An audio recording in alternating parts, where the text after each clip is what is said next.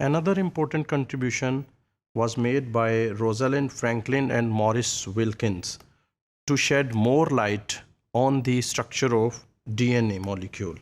They used a powerful technique of X-ray diffraction, and they analyzed the DNA fiber through X-ray diffraction analysis.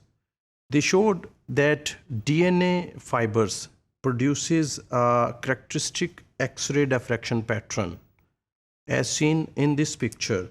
This is the X-ray diffraction pattern obtained by Franklin and Wilkins. In this picture, you can see this cross of spots.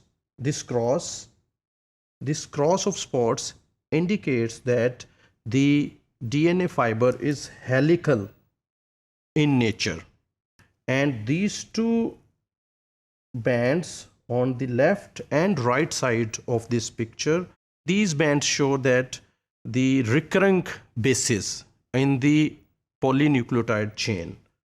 From this pattern, they made two important findings.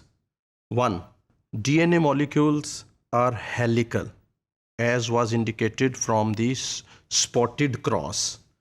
The second important finding was the helices have two periodicities along their long axis, a primary one of 3.4 angstrom and a secondary one of 34 angstroms.